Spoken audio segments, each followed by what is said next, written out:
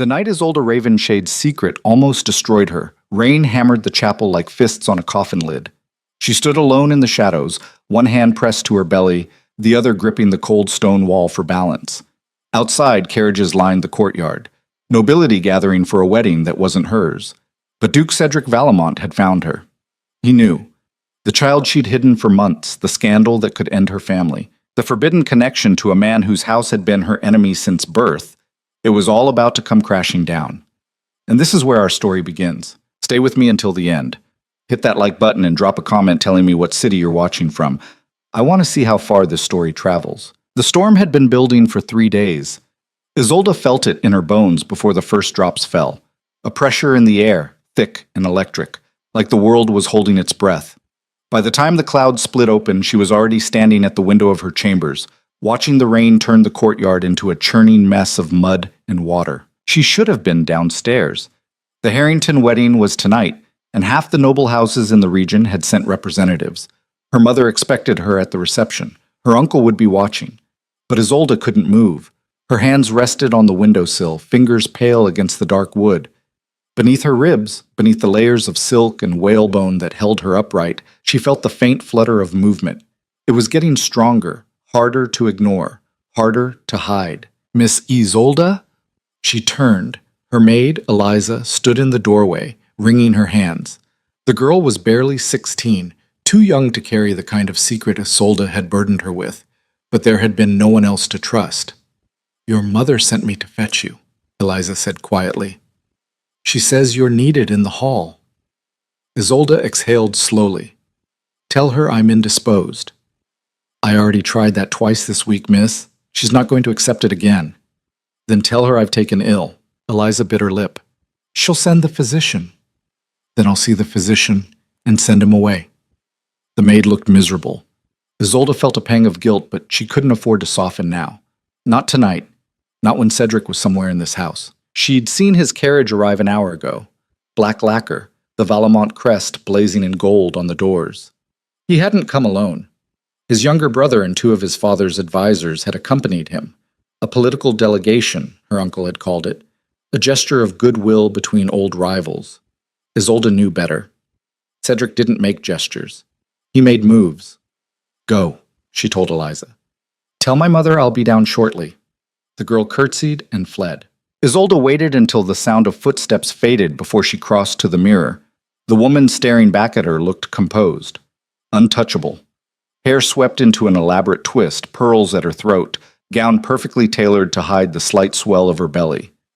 No one would suspect, no one except the man who'd put the child there. She pressed a hand to her stomach, just for a moment. The baby kicked, small, insistent. "You're going to ruin me," she thought, "and I still don't know if I can save you." The great hall glittered like something out of a fever dream. Chandeliers dripping with candles, tables laden with roasted pheasant, glazed pork, pyramids of fruit, violins singing from the gallery above. Everyone dressed in their finest silks and velvets, voices rising in careful laughter, faces glowing with wine and warmth. Isolde hated every second of it. She descended the staircase slowly, one hand trailing along the banister. Eyes turned toward her, some curious, some calculating. She'd been absent from public events for weeks. People noticed. People always noticed. Her mother intercepted her at the bottom of the stairs. Lady Marguerite Ravenshade was a small woman, but she carried herself like a general. Gray eyes sharp as blades, mouth set in a permanent line of disapproval. She took Isolde's arm with a grip that left no room for escape. "You look pale," she said under her breath. "I'm fine." "You don't look fine. You look like you're about to faint." "I won't." Her mother's gaze raked over her, searching. Isolde held herself perfectly still, the way she'd learned as a child. Show nothing. Give nothing. After a long moment, Marguerite released her. "Your uncle wants to see you." Isolde's stomach twisted. "Now?" "After the first toast. He's speaking with Lord Harrington." Translation: "He's making alliances. You're part of the arrangement. Don't embarrass us." Marguerite glided away, leaving Isolde standing at the edge of the crowd. She scanned the room automatically, cataloging faces. Lord Pembroke, deep in his cups as usual. The Ashford sisters, whispering behind their fans. Young Lord Trenton, trying too hard to impress a baroness twice his age. And there, near the windows, Cedric. He stood with his back to the room, one hand resting on the sill, staring out at the rain. Tall, broad-shouldered, dressed in black except for the silver threading on his cuffs. His dark hair was slightly damp, like he'd been outside recently. He turned, as if he felt her looking. Their eyes met across the room. Isolde's pulse kicked hard. She looked away first, hating herself for it. She didn't see him move. One moment he was by the windows. The next, he was standing beside her, close enough that she could smell the faint scent of smoke and leather. "Miss Ravenshade," he said quietly. She didn't look at him. "Your Grace, you've been avoiding me. I've been unwell." "Have you?" It wasn't a question.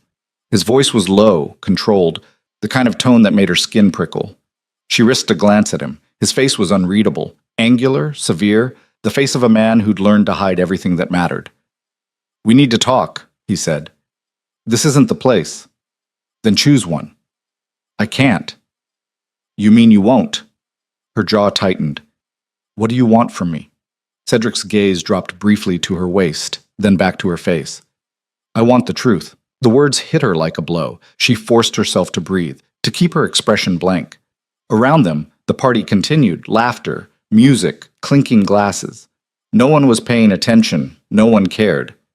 "Meet me in the chapel," Cedric said. 1 hour. "I won't." "Then I'll find you anyway." He walked away before she could respond, disappearing into the crowd like smoke. Isolde stood frozen, heart hammering. Her hands were shaking. She hid them in the folds of her skirt. 1 hour. She couldn't go. It was insane. If someone saw them together, if anyone suspected, but he already knew. And if he knew, how long before he told someone else? The chapel was old. Older than the main house. Older than anyone could remember. Stone walls thick with moss. Stained glass windows cracked and patched. It sat at the edge of the estate, half hidden by oak trees, the kind of place people forgot about unless they needed somewhere to pray. Or somewhere to hide. Isolde slipped inside just before midnight, pulling her cloak tight against the cold. Rain drummed on the roof, a steady roar that drowned out everything else. The interior was dark except for a few scattered candles, their flames guttering in the draft. Cedric was already there. He stood near the altar, hands clasped behind his back, staring at the wall. He didn't turn when she entered, but she saw his shoulders shift. Acknowledgement. "Close the door," he said. She did. The latch clicked, loud in the silence. For a long moment neither of them spoke. Isolde stayed near the entrance, keeping the length of the chapel between them. Safety and distance. Finally Cedric turned to face her. "How far along are you?" he asked. Isolde's breath caught. She'd prepared for this, rehearsed a dozen denials, 100 deflections. But now, standing here with him looking at her like that, all her careful words dissolved. "I don't know what you're talking about," she said. "Yes, you do. You're mistaken." "I'm not." He took a step toward her. She held her ground. "Isolde," he said, and the sound of her name in his mouth was almost unbearable. "I've known for weeks." "That's impossible." "Is it?" He moved closer. "You stopped attending dinners, stopped writing. Your maid has been ordering ginger tea by the barrel, and when I saw you tonight," he stopped, jaw working. "You're carrying a child, my child." "No." "Don't lie to me." "It's not yours." The words came out sharp, desperate. Cedric went still. "Then whose is it?" he asked quietly. Isolde said nothing. She couldn't, because there was no one else. There had only ever been him. One night, 3 months ago. A stolen moment in a world that would never allow them more. She told herself it didn't matter, that she could bury it, forget it, move on, and then she'd missed her courses. Cedric crossed the remaining distance between them. Isolde backed up until she hit the wall, her heart slamming against her ribs. He stopped just short of touching her, close enough that she could see the tension in his face, the barely controlled fury. "If you think I'm going to let you face this alone," he said, voice low and rough, "you're wrong. You don't get a say in this." "The hell I don't. This isn't your problem." "It became my problem the moment you conceived. I never asked for your help. And I never asked for permission." They stared at each other, both breathing hard. Rain lashed the windows. Somewhere in the distance, thunder rolled. "You don't understand," Isolde said finally. If anyone finds out, they'll what? Condemn you? Cast you out? Cedric's expression hardened. I know exactly what they'll do. I've seen it happen. Then you know I can't.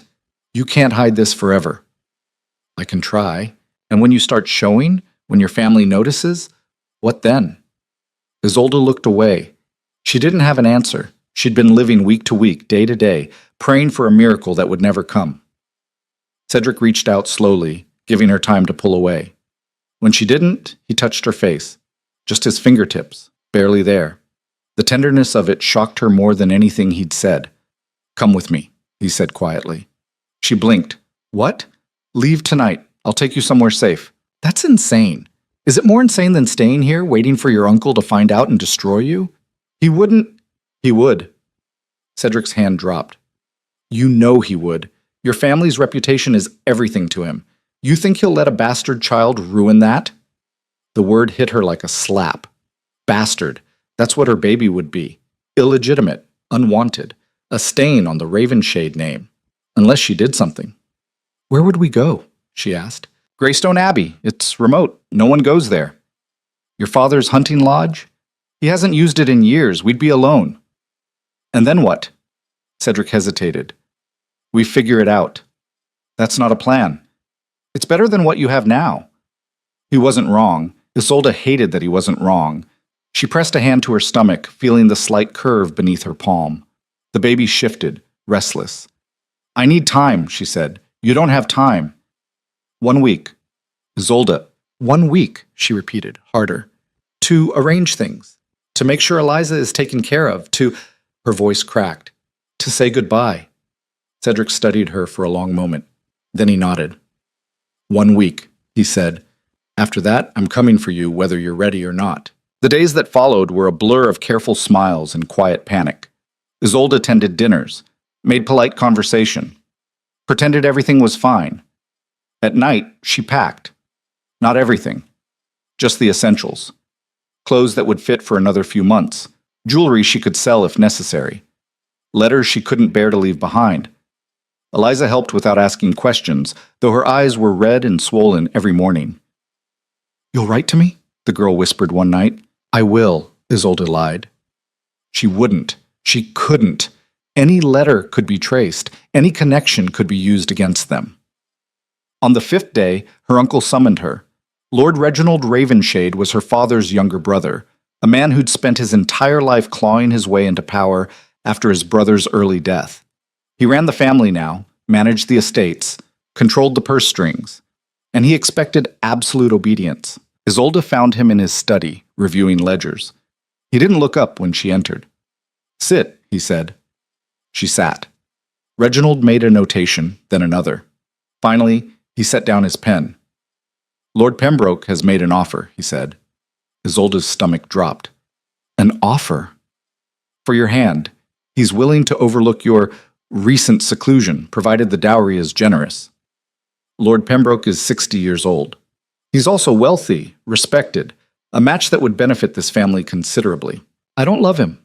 Reginald's expression didn't change. Love is irrelevant. You'll accept. No. Now he looked at her. His eyes were cold, flat.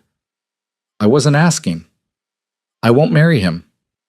You will. The contracts will be drawn up next week. Isolde stood. I refuse. Then you'll be cut off. No dowry, no support. You'll be thrown out of this house with nothing but the clothes on your back. Fine.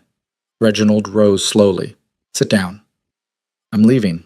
You will sit down, or I will have you dragged back to your room and locked in until you come to your senses. Isolde's hands clenched into fists. You can't. I can do whatever I want. You are my ward, my responsibility, and I will not allow you to embarrass this family with your foolish defiance. His gaze dropped to her waist. Lingered. Isolde froze. You've been gaining weight, Reginald said slowly. Haven't you? Don't lie to me. The air in the room turned to ice. Reginald walked around the desk, each step deliberate. He stopped in front of her, close enough that she could smell the brandy on his breath. How far along? He asked. Isolde couldn't speak, couldn't breathe. Answer me. I don't know what you... He grabbed her wrist, yanking her forward. Don't. Play. Games. Pain shot up her arm. She tried to pull away, but his grip was iron. Who is the father? Reginald demanded. No one. Liar. Let me go. Tell me who he is, or I swear I will make your life a living hell. Isolde wrenched herself free, stumbling back. Her wrist throbbed. She cradled it against her chest. It doesn't matter who he is, she said, voice shaking. He's gone. Reginald's face twisted with rage. You stupid girl. Do you have any idea what you've done? I didn't mean...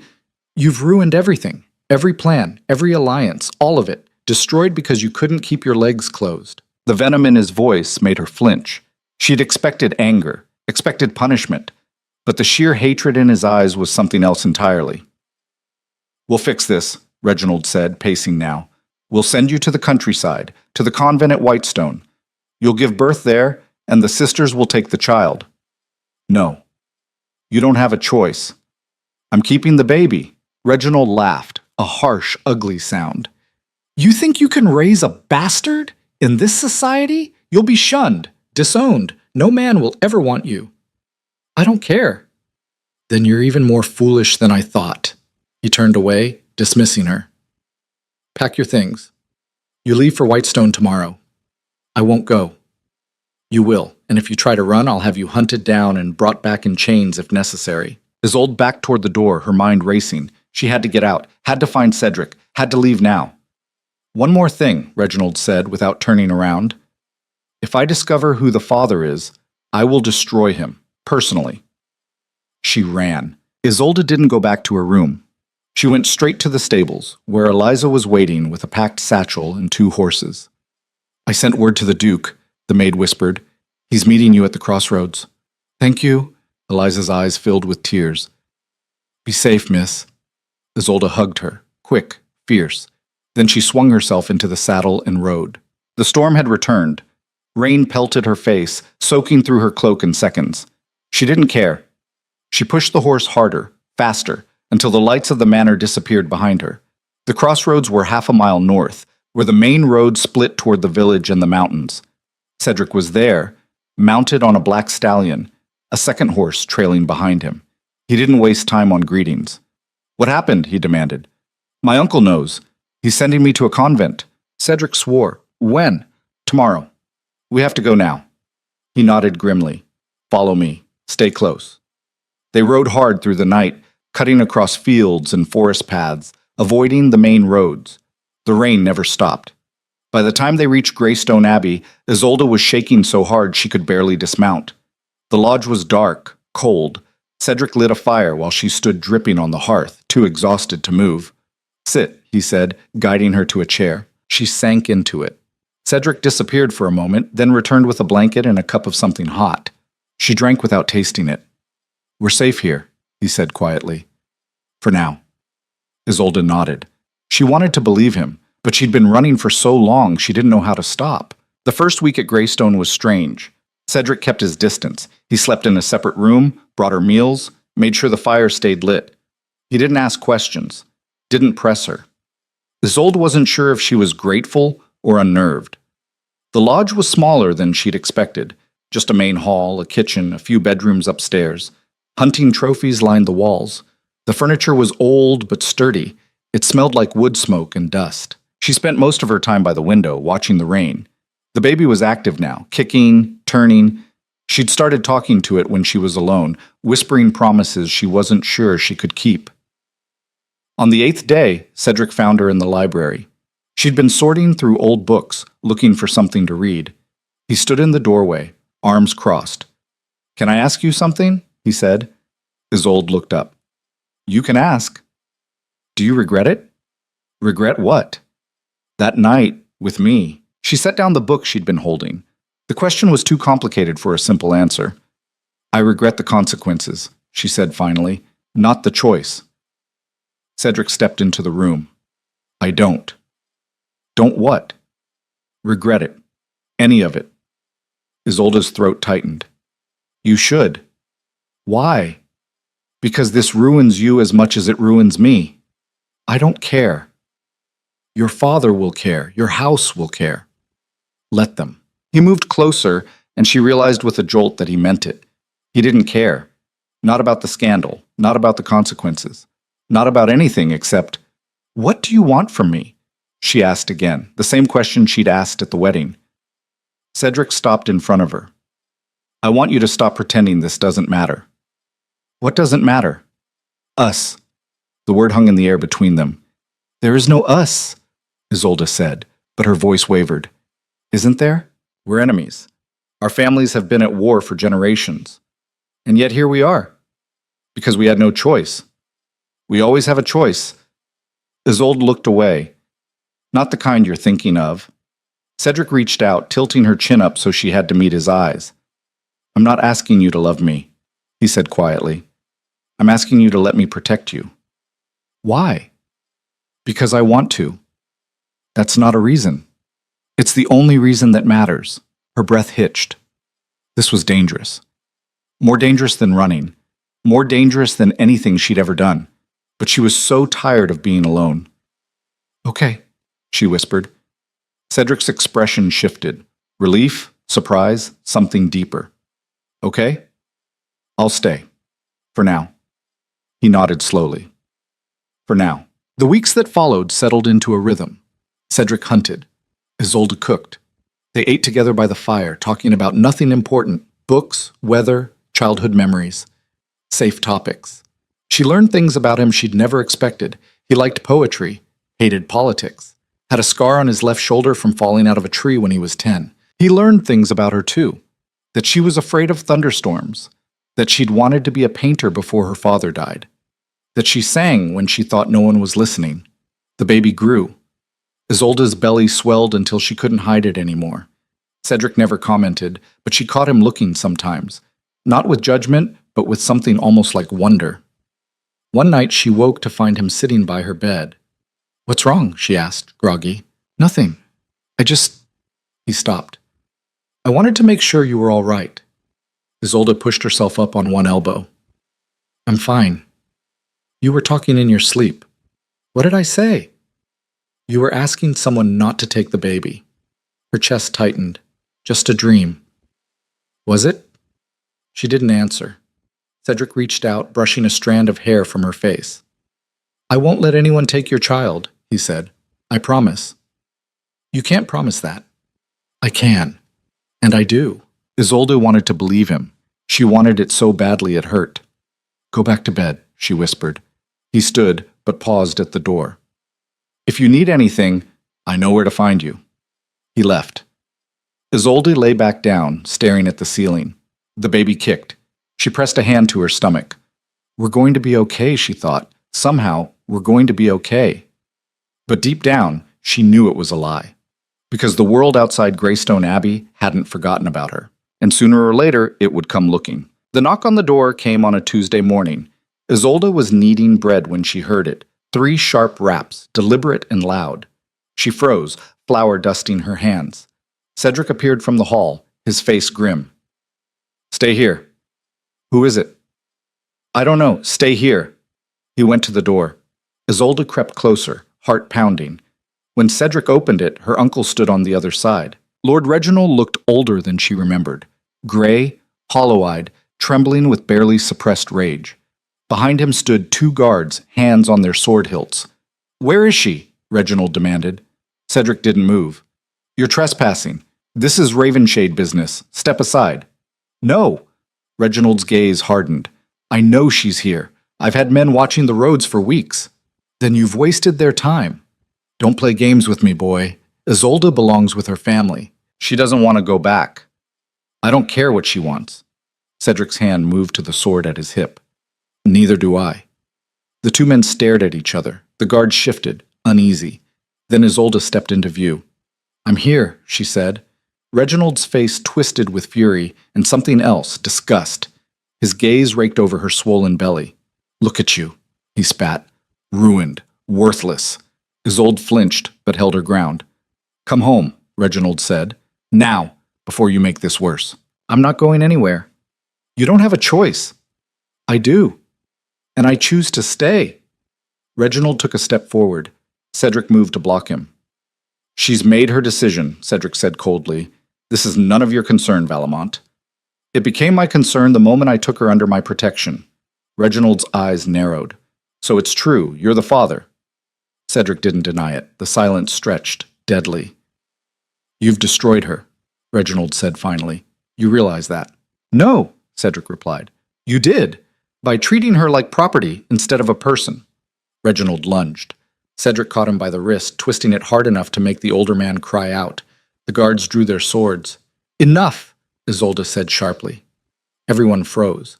She stepped between them, facing her uncle. I'm not coming back. Not now. Not ever. You're making a mistake. Maybe, but it's mine to make. Reginald stared at her, breathing hard. Then he straightened, pulling his arm free from Cedric's grip. Fine, he said quietly. Stay here. Rot here. But don't expect any help from the family. You're on your own. I know. He turned to leave, then stopped. When the scandal breaks, and it will, don't come crawling back. I won't. Reginald left without another word. The guards followed. Cedric closed the door and locked it. Isolde sank into a chair, shaking. Cedric knelt beside her. Are you all right? He asked. No, she whispered. But I will be. He took her hand. She held on tight, and for the first time in months she felt like maybe, just maybe, she wasn't alone anymore. The silence after Reginald left felt heavier than any storm.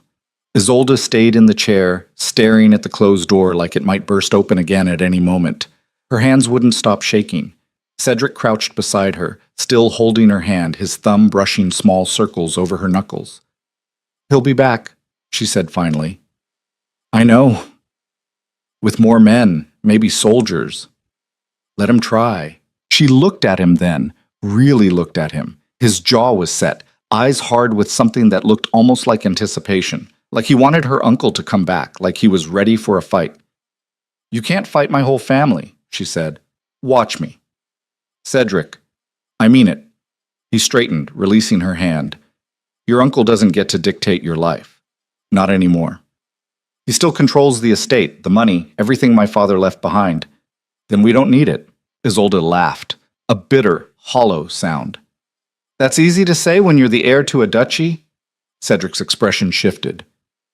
You think this is easy for me?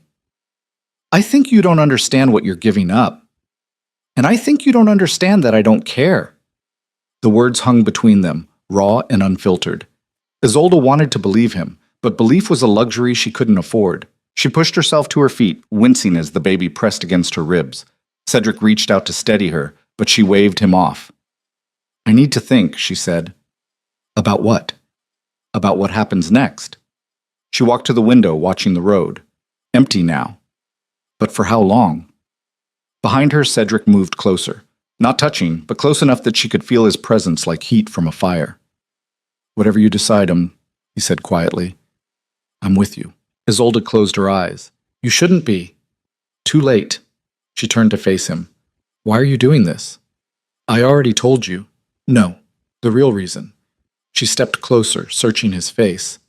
Why do you care what happens to me? Cedric was silent for a long moment. Then he said, Because when I'm with you, I don't feel like I'm drowning. The confession was so unexpected, so brutally honest, that it knocked the air from her lungs. I've spent my entire life being who my father wanted me to be, he continued. The perfect son, the perfect heir, always in control, always calculating, and I hated it, every second of it. He paused. But that night with you, I forgot. Just for a few hours, I forgot all of it. Isolde's throat tightened. And now you're stuck with the consequences. I'm not stuck, I chose this. You chose me. Yes. The simplicity of it terrified her. She wanted to tell him he was making a mistake, that she wasn't worth this, that eventually he'd regret it. But the words wouldn't come. Instead, she reached up and touched his face, just her fingertips against his jaw. He went very still. I don't know how to do this, she whispered. Neither do I. Then we're both fools. Probably. She almost smiled. Almost. Then the baby kicked hard, and she gasped, pressing a hand to her belly. Cedric's gaze dropped immediately.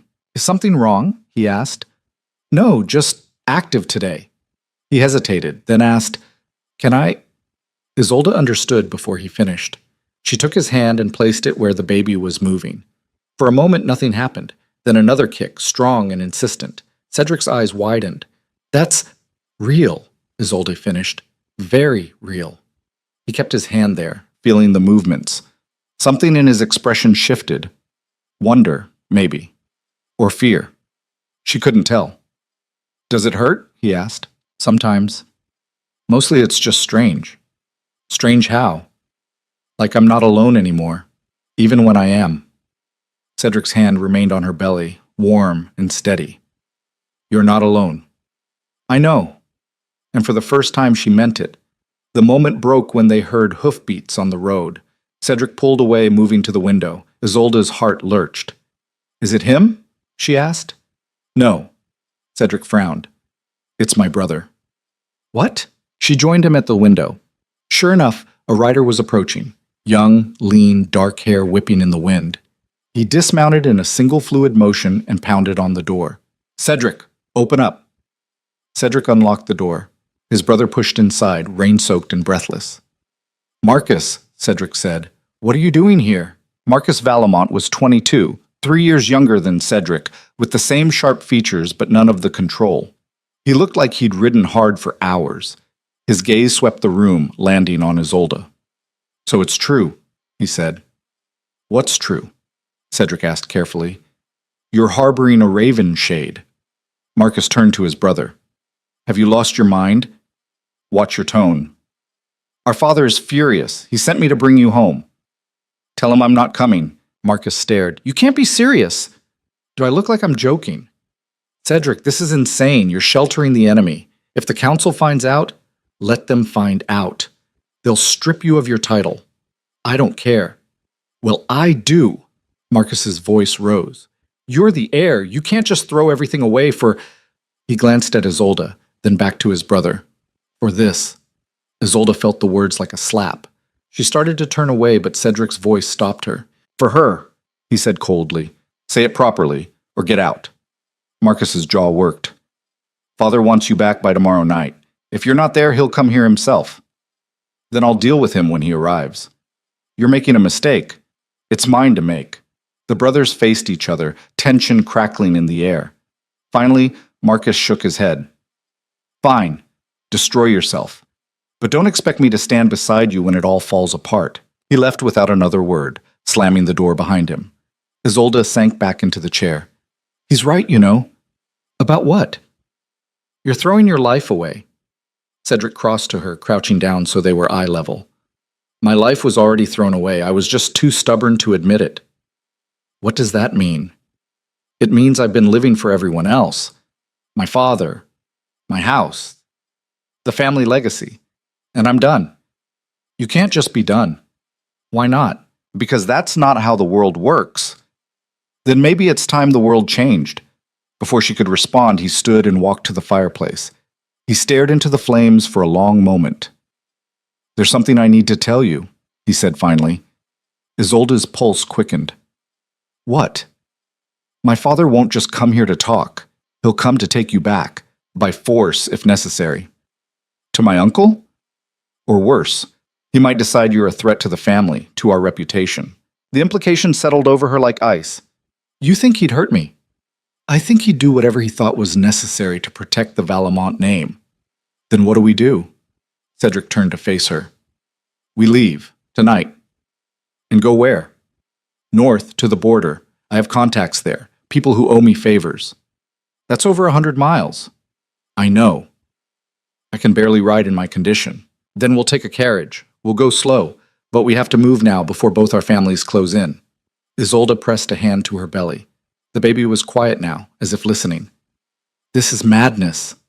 I know. We could die out there. We could die here too. She wanted to argue, wanted to find some logical reason to stay. But he was right. Greystone had been a temporary refuge, nothing more. And now that refuge was compromised.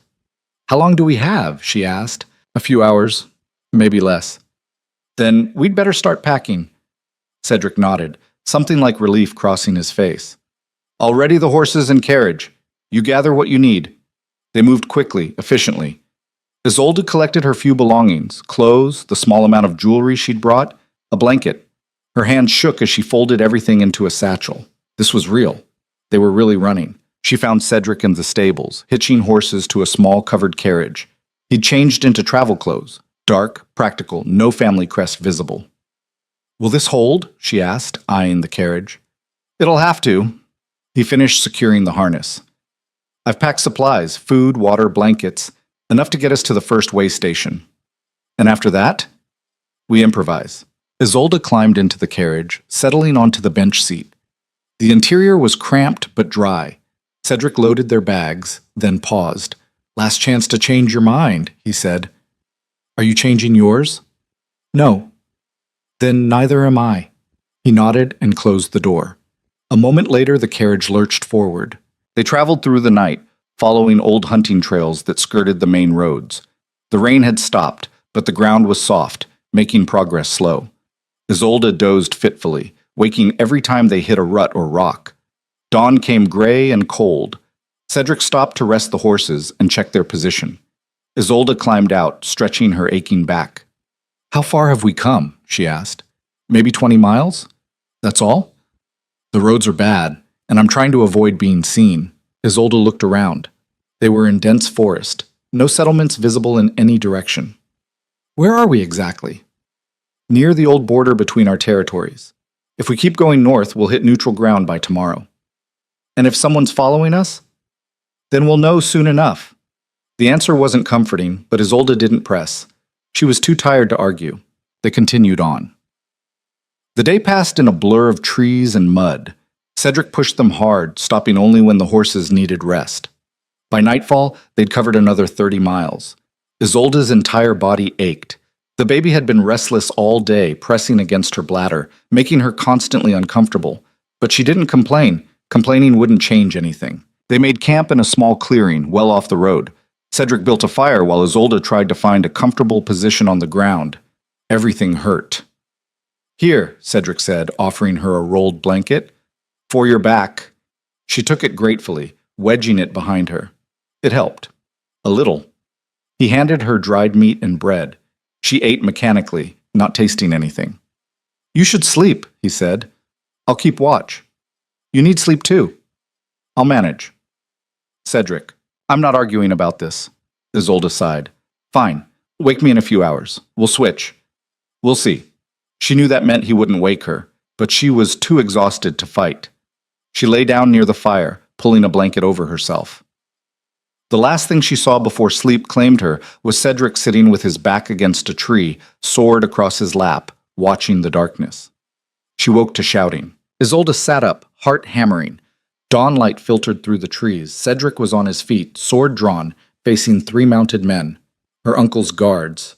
"Step away from the carriage," one of them ordered. "No," Cedric said flatly. "Lord Reginald sent us to retrieve his niece. Don't make this difficult." "She's not going anywhere." The guard dismounted. The other 2 followed. They spread out, surrounding the camp. Isolde scrambled to her feet, pressing a hand to her belly. The baby was kicking frantically, sensing her fear. "Isolde," the lead guard called. "Come with us. No one needs to get hurt." "I'm not going back," she said, voice shaking. "Your uncle will be reasonable if you come willingly." "My uncle wants to lock me in a convent and take my child. That's not reasonable." The guard's expression hardened. "Then we'll take you by force." Cedric moved between them. "You'll have to go through me first." "Don't be stupid, boy. There's 3 of us."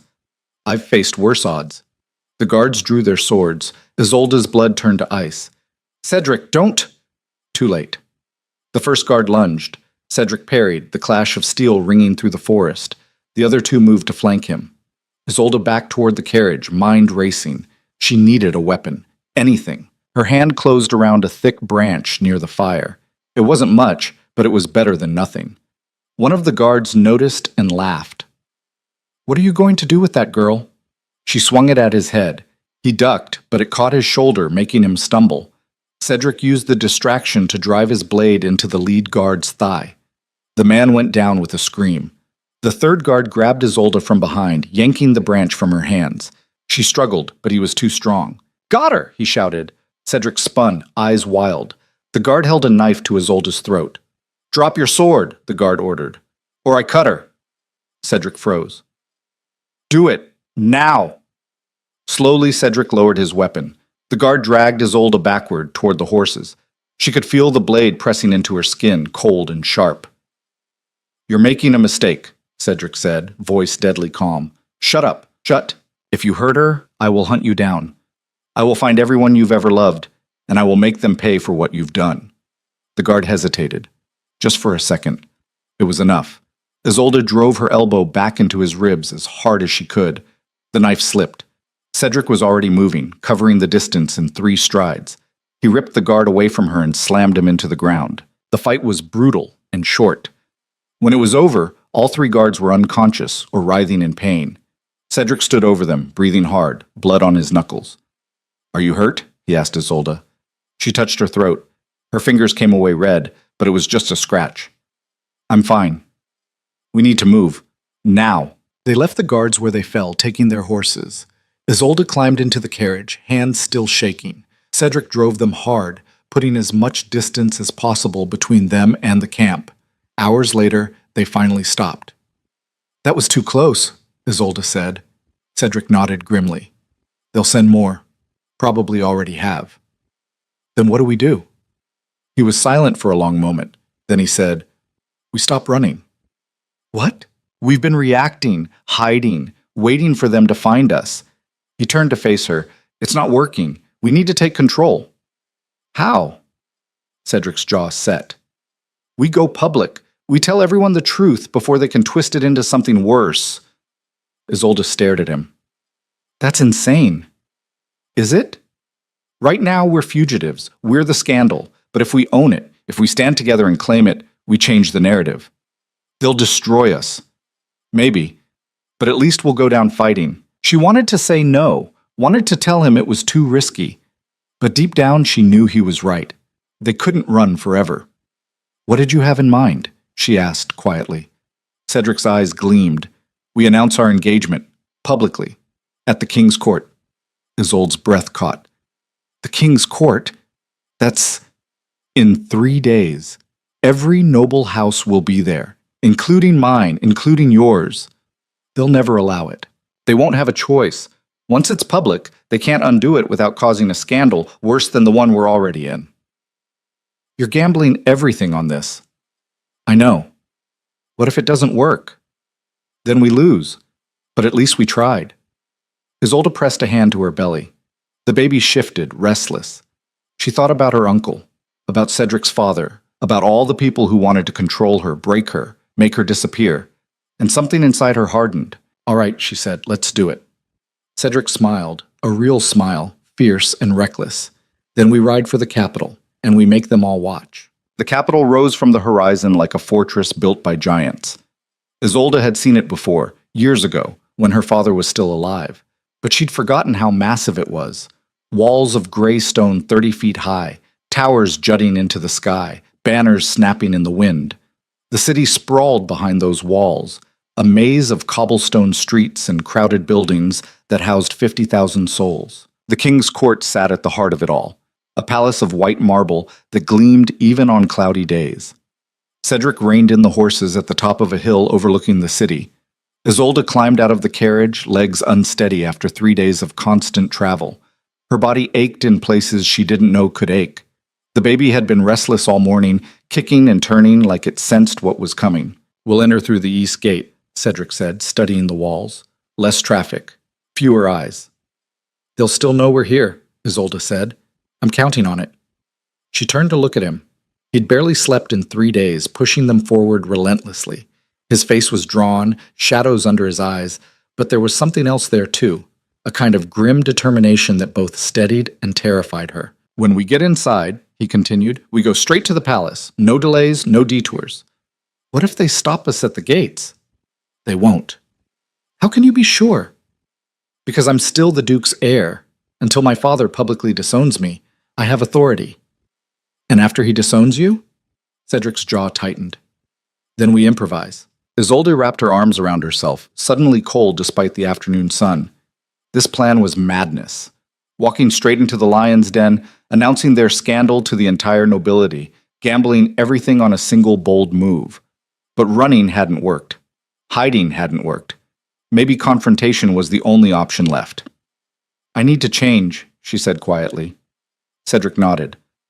There's an inn at the edge of the city. We'll stop there. They descended the hill and entered through the east gate as planned. The guards barely glanced at them, just another noble carriage in a city full of them. Isolde kept her face turned away, hidden by her hood. The inn was small, tucked between a blacksmith shop and a tavern. Cedric paid for a room while Isolde waited in the carriage, trying to calm her racing heart. Inside, she found the dress Cedric had purchased 2 days ago at a merchant's stall. Deep green silk, high-waisted to accommodate her belly, with gold embroidery at the sleeves and neckline.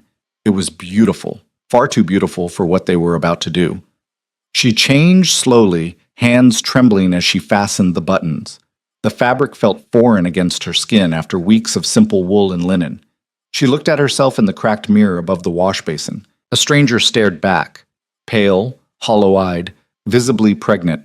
This was the woman who would stand before the court and claim her scandal as strength. She almost laughed at the absurdity of it. A knock at the door. Isolde, we need to go. She took a breath, smoothed the dress one last time, and opened the door. Cedric had changed too. Black coat with silver buttons, fitted trousers, boots polished to a shine. He looked every inch the Duke's son. Powerful. Untouchable, except for his eyes. Those betrayed him, showed the exhaustion, the fear, the desperate hope that this would work. You look, he paused. You look like a duchess. I'm not a duchess. Not yet. The words settled between them, heavy with implication. Isolde wanted to ask what he meant, but there wasn't time. They left the inn and made their way through the city streets. The palace gates loomed ahead, guarded by soldiers in royal livery. Cedric stopped the carriage a block away. From here, we walk, he said. Why? Because arriving on foot is humbler, less threatening. You think they'll see us as a threat? I think they'll see us as whatever we show them. And right now, we need to look like people asking for mercy, not demanding it. Isolde climbed down, and Cedric offered his arm. She took it, feeling the solid strength of him beneath the fabric. They walked together toward the palace, heads high, ignoring the stares from passers-by. The guards at the gate stepped forward, hands on their weapons. State your business, one of them said. Duke Cedric Valemont, Cedric said evenly. Here to address the court. The guard's eyes flicked to Isolde, then back to Cedric. The court isn't in session today. Then I'll wait. You can't just... I'm the heir to the Valemont Duchy. I have the right to petition the king. Are you going to deny me that right? The guard hesitated. Rank still mattered, even in disgrace. After a tense moment, he stepped aside. Wait in the antechamber, he said curtly. Someone will come for you. They passed through the gates and into the palace grounds. The courtyard was massive, paved with white stone, fountains burbling at the center. Nobles milled about in clusters, talking in low voices. Several turned to look as Cedric and Isolde passed. Whispers followed them like smoke. Inside, the palace was even more overwhelming. Vaulted ceilings, marble columns, tapestries depicting ancient battles. Servants hurried past, carrying trays and messages. A steward met them at the entrance to the main hall. Your Grace, he said with a slight bow, we weren't expecting you. I need to speak to the king, Cedric said. His Majesty is in council. He cannot be disturbed. Then I'll wait. The steward's gaze shifted to Isolde. She saw the calculation in his eyes, the assessment, the judgment. He knew, or at least suspected. This way, he said finally. They were led to a small antechamber off the main hall. It was windowless, lit by a single chandelier furnished with a few chairs and a table. The steward left them alone, closing the door behind him. Isolde sank into a chair, legs shaking. How long do you think we'll wait? As long as they want to make us sweat. And if the king refuses to see us? Then we make a scene in the hallway until he has no choice. She looked at him. You're really willing to do that? I'm willing to do whatever it takes. Minutes stretched into an hour, then 2. Isolde tried to stay calm, but the baby was restless, pressing against her bladder, making her constantly uncomfortable. She shifted in the chair, trying to find a position that didn't hurt. Are you all right? Cedric asked. Just tired. We can leave if you need to rest. No. We've come this far. He nodded, but she saw the worry in his face. This was taking too long. Something was wrong. The door opened. But it wasn't the steward who entered. It was Cedric's father. Duke Alaric Valamont was a tall man, broad-shouldered, with iron-gray hair and a face like carved stone. He wore the colors of his house, black and silver, and carried himself like a man who'd never doubted his own authority. Cedric stood immediately. Isolde tried to rise, but her body protested. She settled for straightening in her chair. Alaric's gaze swept over them both. When it landed on Isolde's belly, his expression hardened. "So it's true," he said coldly. "Father," Cedric began, "be silent." Alaric stepped into the room, closing the door behind him. "I gave you every opportunity to end this quietly, to come home, to fix your mistake." "She's not a mistake. She's a raven shade, the daughter of our sworn enemy, and you've brought her here, pregnant with your bastard, thinking what? That the king will bless this union?" "I'm thinking the king will recognize a legitimate claim when he sees one." Alaric laughed, a harsh, bitter sound. "There is nothing legitimate about this. You've thrown away your future, your title, your family's honor. For what? A girl you barely know?" "I know her well enough." "You know nothing." Alaric's voice rose. "Do you have any idea what you've done? The alliances you've destroyed? The enemies you've made?" "I've made enemies my whole life," Cedric shot back. "At least now I'm choosing them." Father and son faced each other, the air between them crackling with barely contained fury. Isolde felt like she was watching something break in real time, a bond, a legacy, a family.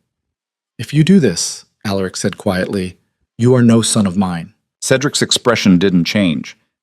"Then I guess I'm not your son." The words fell like stones into water.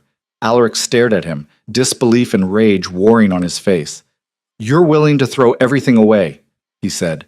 "Your inheritance, your name, everything I've built for you." "You built it for yourself," Cedric replied. "I'm just the heir, the tool, the continuation of your legacy. But I'm done being that." "Then you're a fool." "Maybe. But I'd rather be a fool on my own terms than a puppet on yours." Alaric turned to Isolde. "And you? Do you understand what you've done to him?" Isolde met his gaze steadily. "I understand that he made a choice, just like I did. A choice that will ruin you both. Maybe, or maybe we'll survive. Either way, it's ours." Alaric's jaw worked. For a moment Isolde thought he might strike her, but instead he turned back to his son. "The king will never approve this," he said. "You know that." "Then I'll make him approve it." "How?" "By making it impossible for him to refuse." Alaric's eyes narrowed. "What are you planning?" "You'll see." The Duke stared at his son for a long moment. Then he shook his head. "You're going to regret this." "I already regret a lot of things. This won't be one of them." Alaric left without another word, the door slamming behind him. Cedric stood frozen, fists clenched at his sides. Isolde rose carefully and crossed to him. "Are you all right?" she asked. "No." His voice was rough. "But I will be." She took his hand. He held on like she was the only thing keeping him upright. Before either of them could speak again, the door opened. The steward stood there, expression carefully neutral.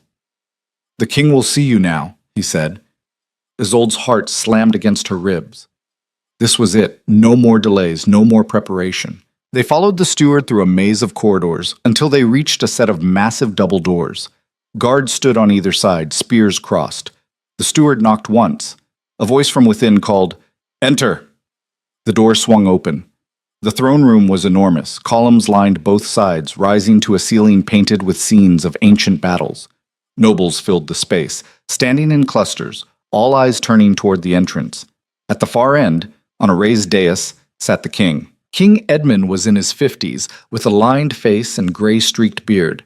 He wore a circlet of gold, but otherwise dressed simply. No excessive jewels, no ostentatious displays. He was known for being practical, fair, but also unforgiving of those who challenged his authority. Cedric and Isolde walked the length of the hall together. Every step felt like a mile. Whispers rose around them, growing louder with each passing moment. They stopped at the base of the dais and bowed. "Your Majesty," Cedric said. Edmund studied them in silence. His gaze lingered on Isolde, specifically on her belly. She fought the urge to cover it with her hands. "Duke Valamont," the king said finally, "you've caused quite a stir." I'm aware, Your Majesty. Are you also aware that your father has petitioned me to strip you of your title? Cedric's expression didn't flicker. I am. And yet you've come here anyway. Why? To ask for your blessing, Your Majesty. For what? My marriage.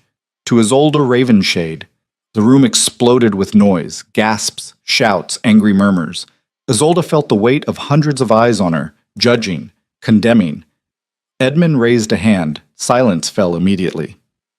You wish to marry a Ravenshade, the king said slowly. Your family's sworn enemy. Yes, Your Majesty. While she carries your illegitimate child. Yes. Do you understand how this looks? I understand that it looks like scandal, but it's also the truth, and I'm asking you to recognize that truth publicly. Edmund leaned back in his throne. And if I refuse, then I'll marry her anyway. But with your blessing, it becomes legitimate. Without it, it remains a scandal. The choice is yours, Your Majesty. The king's eyes narrowed. You're gambling that I'll choose the lesser scandal. I'm gambling that you'll choose the honest one. For a long moment, Edmund said nothing. Then he turned to Isolde. Miss Ravenshade, he said. Do you love this man? The question caught her off guard. She'd expected accusations, condemnations. Not this. She hesitated. I don't know, Your Majesty. An honest answer. Edmund's expression softened slightly. Do you want to marry him? I want to keep my child, Isolde said, and marrying him is the only way to do that. Also honest. The king looked between them. You're both very young, very foolish, and very brave. Cedric straightened. Does that mean... It means, Edmund interrupted, that I will consider your petition, but first, there are others who wish to speak. He gestured to the side of the room. Isolde's stomach dropped as her uncle stepped forward. Reginald looked worse than the last time she'd seen him. Thinner, haggard, fury etched into every line of his face. Your Majesty, he said, bowing. I must protest this union in the strongest terms. On what grounds? Edmund asked. On the grounds that my niece was coerced, taken against her will, held captive by this man.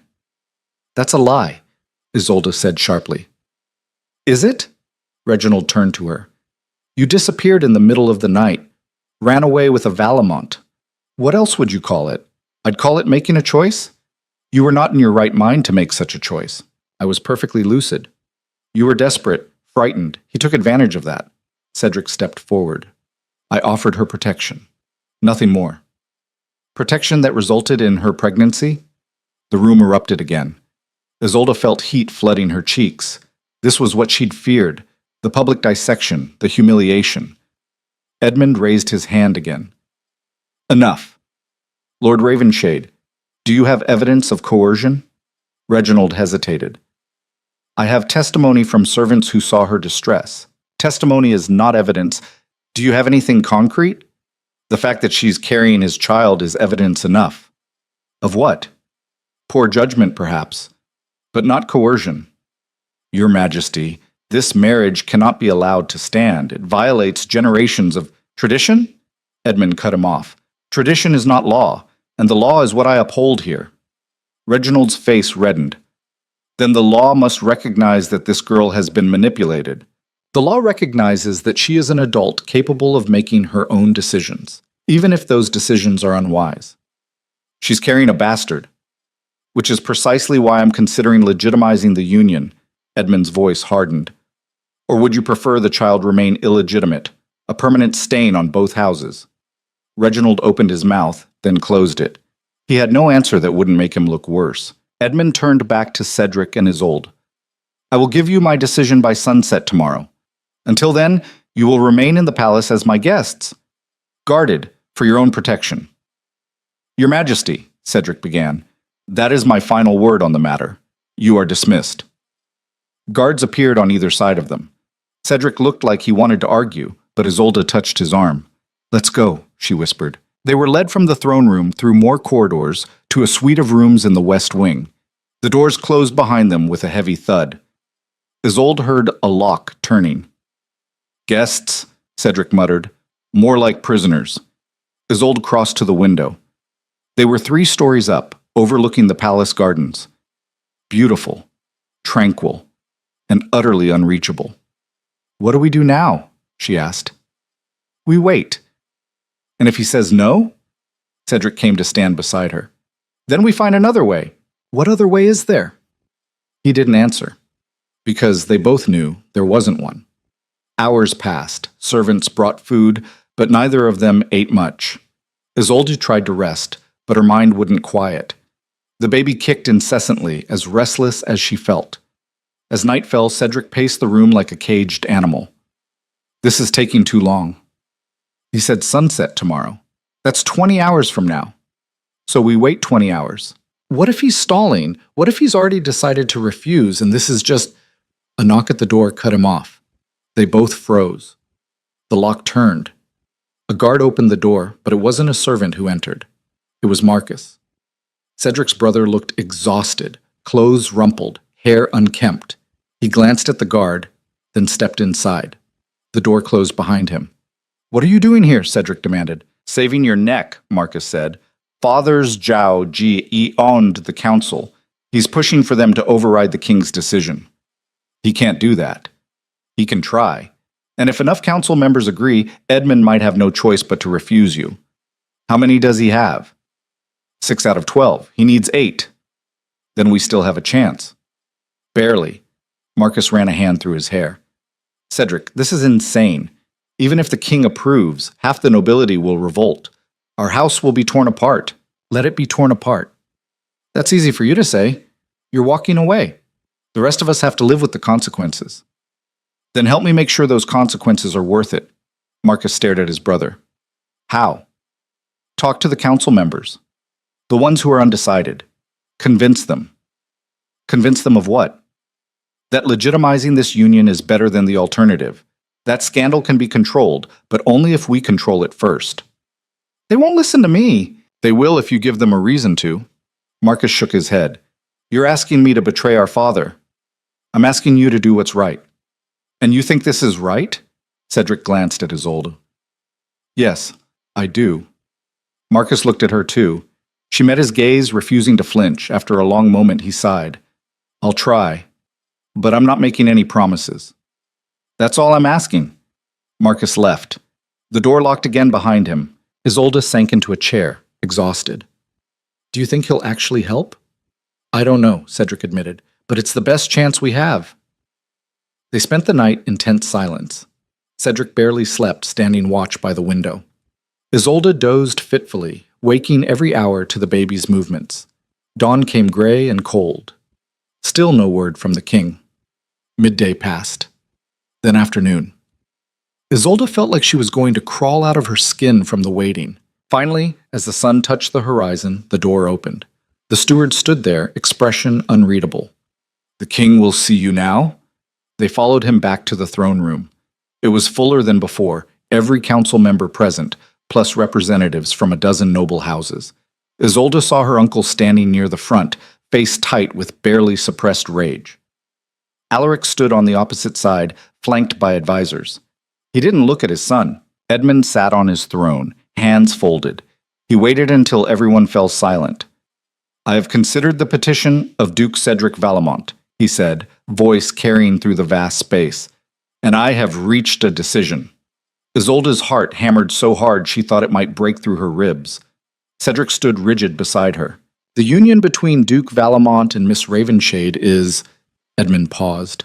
"Unconventional. It violates tradition. It challenges long-standing rivalries, and it will undoubtedly cause scandal." Isolde felt her hope crumbling. "However," the king continued, "it is also honest. The Duke has claimed responsibility for his child. Miss Ravenshade has chosen her own path, and both have shown courage in facing the consequences of their actions." He leaned forward. "Therefore, I approve the marriage, on one condition." Cedric's breath caught. "What condition, Your Majesty?"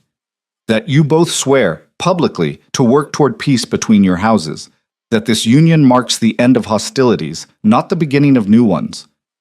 Isolde's throat tightened. Peace. After generations of war.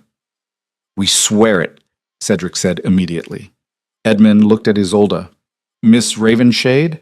She thought of her father, her family, all the blood spilled in the name of old grudges. I swear it, she said. Edmund nodded. Then I declare this union legitimate. The child will be recognized as heir to both houses. The room exploded, nobles shouting, some in approval, most in outrage. Reginald's face went purple with fury. Alaric turned and stalked from the room without a word. But Isolde barely heard any of it, because Cedric had turned to her, eyes bright with something that looked almost like joy. "We did it," he breathed. "We did," she whispered back. And then her uncle's voice cut through the chaos. "This is not over, Your Majesty. I will not stand by while my family's honor is—" The rest of his words were lost as pain, sudden and sharp, tore through Isolde's belly. She gasped, doubling over. Cedric caught her before she fell. "Isolde, something's wrong," she managed. Warm liquid ran down her legs. She looked down and saw blood spreading across the marble floor. The room went silent. Every eye turned to her. "Get a physician!" Cedric roared. "Now!" Isolde's vision blurred. The last thing she saw before darkness claimed her was the horror on Cedric's face. The world came back in fragments. Pain first, sharp and relentless, radiating from her belly in waves that made her want to scream. Then voices, urgent, overlapping, too many at once. Then pressure on her wrist, her forehead, someone lifting her legs. Isolde tried to open her eyes, but the light was too bright. She turned her head away, groaning. "She's waking up." That was Cedric's voice, rough with exhaustion. "Don't let her move." A woman's voice, clipped and authoritative. "Hold her still." Hands pressed against her shoulders. Isolde's eyes flew open. She was lying on a bed in a room she didn't recognize. White walls, high ceiling, the smell of herbs and something sharper, vinegar maybe, or alcohol. A woman leaned over her. Middle-aged, gray hair pulled back severely, wearing a plain brown dress with an apron. Her hands were stained with blood. Isolde's blood. "Where?" Isolde's voice cracked. "Where's my baby?" The woman exchanged a glance with someone Isolde couldn't see. "You're still pregnant, girl, but barely." "What does that mean?" "It means you're bleeding, and if we don't stop it, you'll lose the child. Maybe your life, too." Terror flooded through her, cold and absolute. No, you have to. I'm trying." The woman's tone softened slightly. "But you need to stay calm. Panicking will only make it worse." Isolde forced herself to breathe, though every instinct screamed to fight, to run, to do something. She turned her head and found Cedric standing against the wall, face white as chalk, hands clenched into fists. "How long have I been here?" she asked. 6 hours, he said hoarsely. 6 hours. She'd lost 6 hours. The physician, because that's what this woman clearly was, pressed something cold and wet against Isolde's belly. She hissed at the contact. "The bleeding has slowed," the physician said, "but it hasn't stopped. I've given you herbs to help your body hold on, but the next few hours are critical." "What can I do?" Isolde asked. "Nothing. Just rest. Don't move unless absolutely necessary." "I can't just lie here." "You can and you will, unless you want to bury your child before it's born." The bluntness hit like a slap. Isolde fell silent. The physician turned to Cedric. "She needs complete bed rest, no stress, no visitors except you and me." "The king approved our marriage," Cedric said. "People will expect to see us." "Then they'll be disappointed. This girl is fighting for 2 lives right now. Everything else can wait." She gathered her supplies and left, closing the door firmly behind her. Cedric crossed to his bed and sank into the chair beside it. He looked like he'd aged 10 years in 6 hours. His hair was disheveled, shirt stained with blood. Her blood, hands trembling slightly. "I thought I'd lost you," he said quietly. "You almost did." "Don't say that." "It's true." Isolde closed her eyes. "I felt it. When I collapsed, like something was tearing apart inside me. The physician said it was stress. The confrontation with your uncle, the tension in the court, it was too much." "Then maybe this was a mistake." "No." His voice hardened. "Don't say that either." "Cedric, we're getting married, tomorrow, as soon as the physician says you can stand." Isolde opened her eyes. "You can't be serious." "I'm completely serious. The king approved it. If we wait, if we give our enemies time to regroup, they'll find a way to overturn the decision." I'm bleeding. I can barely move. Then we'll make it quick, just the vows, nothing elaborate. That's insane. Everything about this is insane. But we're committed now, and I'm not letting them take this away from us. She wanted to argue, wanted to tell him he was being reckless. But deep down, she knew he was right. Delay meant vulnerability, and they'd already shown too much of that. All right, she whispered. Tomorrow. Relief washed over his face. He took her hand, holding it gently. Get some rest. I'll handle everything else. Where will you be? Right here. I'm not leaving you again. She wanted to tell him he should sleep, that he looked half dead. But the words wouldn't come. Instead, she closed her eyes and let exhaustion pull her under. When she woke again, pale light filtered through the windows. Morning. Her body ached, but the sharp pain had dulled to a persistent throb. She shifted carefully, testing her limits. The baby moved. Just a flutter, but it was there. Isolde pressed a hand to her belly, throat tight with relief. Still alive. Both of them.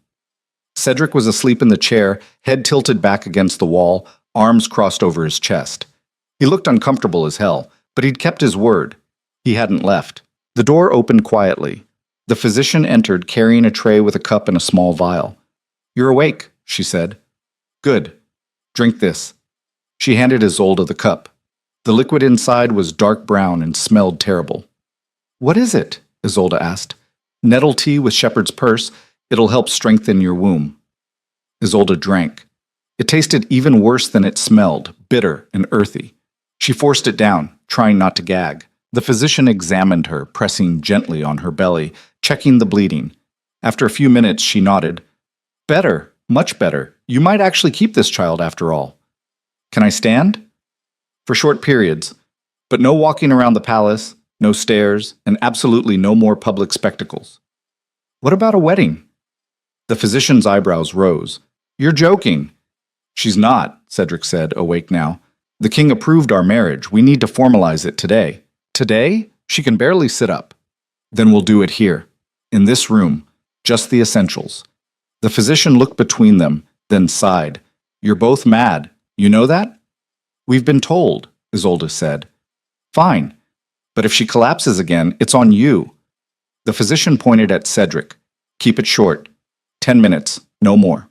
And she stays in bed the entire time. She left, muttering under her breath about foolish nobles. Cedric stood, straightening his clothes. I need to arrange things. Will you be all right for an hour? I'll manage.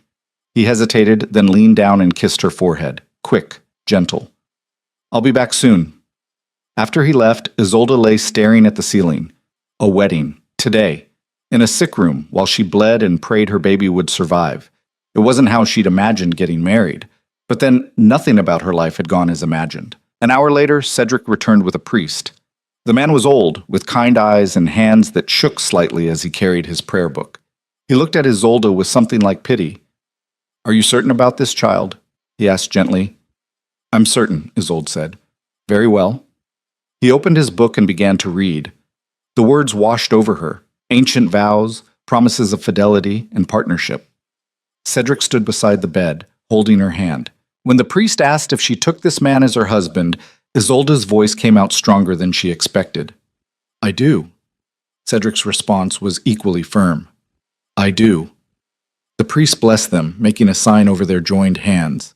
Then by the authority vested in me, I pronounce you married. May you find peace in each other. It was done. 10 minutes, just as the physician had demanded. The priest left, promising to file the marriage documents with the court. Cedric sank back into his chair, exhaling slowly. We did it, he said. We did, Isolde agreed. How do you feel? Like I just got married in a sick room while bleeding. He almost smiled. Not the romantic ceremony you dreamed of? I never dreamed of a ceremony at all. Marriage wasn't something I thought about. What did you think about? She considered the question. Surviving, mostly. And now? Now I think about surviving and keeping this baby alive. Cedric's expression grew serious. The physician said you need at least 2 weeks of bed rest, maybe more. I can't stay in bed for 2 weeks. You don't have a choice. People will talk. They'll say I'm weak, that I'm unfit to, let them talk. You're alive. That's what matters. Isolde wanted to argue, but exhaustion was creeping back in.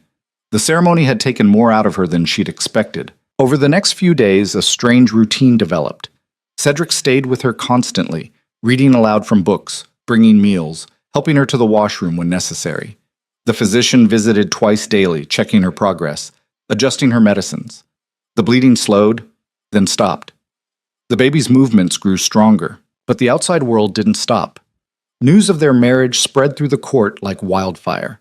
Some nobles sent congratulations, carefully worded, politically neutral.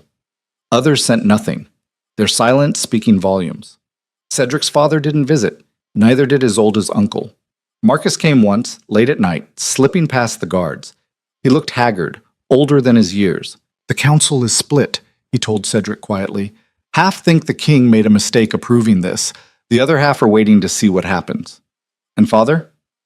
"Refusing to speak to anyone about it. He's locked himself in his study." "What about the Raven Shades?" "Lord Reginald is gathering support to challenge the marriage. He's claiming coercion, manipulation, anything he can think of." Isolde, listening from the bed, felt her stomach twist. "Can he actually do that?" "Not easily," Marcus said.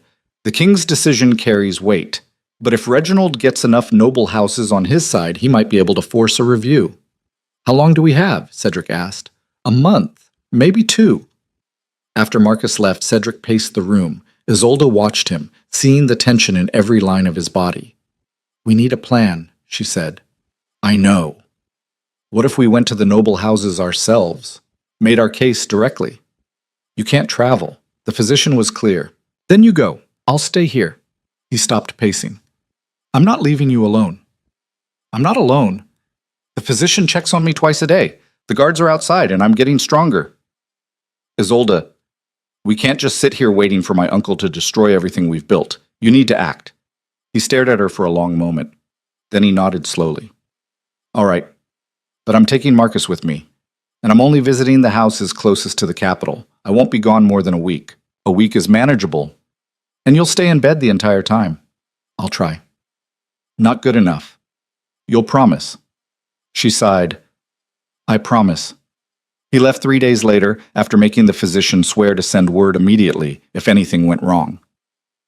Isolde watched from the window as he rode out, Marcus beside him, a small retinue following. Then she was alone. The first 2 days were bearable. The physician visited, bringing more of that terrible tea. Servants brought meals. Isolde read, slept, talked to her baby, and whispered conversations.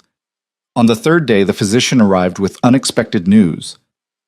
"You have a visitor," she said. Isolde sat up carefully. "Who?" "Lady Marguerite Ravenshade. Your mother." Isolde's heart stopped. "My mother is here?" "Waiting outside. I told her you were resting, but she insists on seeing you." "Let her in." The physician hesitated. "Are you sure? She might upset you." "She's my mother. Let her in." The physician left, shaking her head. A moment later, the door opened. Lady Marguerite entered slowly, as if stepping into enemy territory. She was thinner than Isolde remembered, gray streaking her dark hair, lines etched deep around her mouth. She wore traveling clothes, dusty from the road. She stopped at the foot of the bed, staring at her daughter. "You look terrible," she said finally. Isolde laughed. Couldn't help it. "Hello to you too, Mother." Marguerite's lips twitched, almost a smile. "May I sit?" "Please." Her mother took the chair Cedric usually occupied. For a long moment, they just looked at each other. "Your uncle is furious," Marguerite said. "I know. He wants to have the marriage annulled.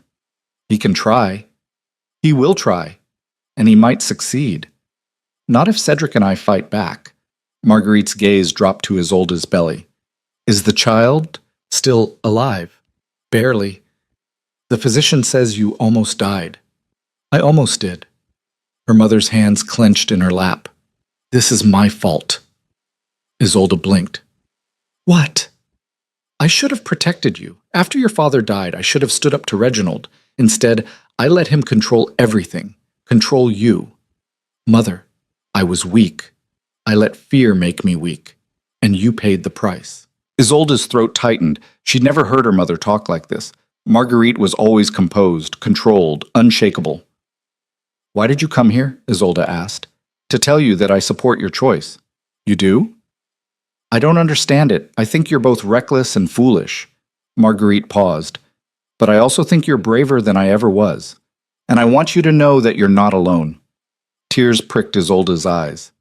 Thank you. Don't thank me yet. I can't stop your uncle. But I can slow him down, give you time. How? By making sure the Ravenshade estate doesn't support his challenge. It won't be easy, but I still have some influence.